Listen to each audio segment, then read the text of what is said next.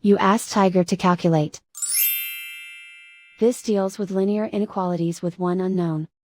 The final result is x smaller than 4.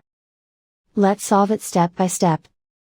Group all x terms on the left side of the inequality. Subtract 2x from both sides.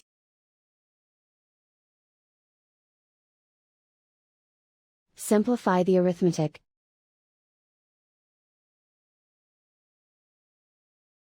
Group like terms.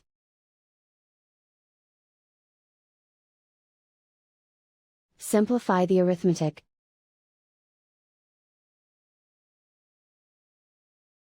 Convert the x into a positive number. Multiply both sides by -1. Whenever you multiply or divide by a negative, reverse the inequality sign.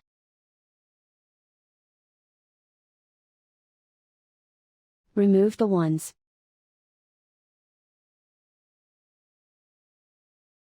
Simplify the arithmetic.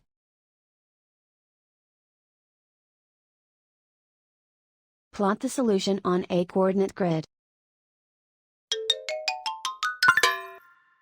And so the final result is x smaller than 4.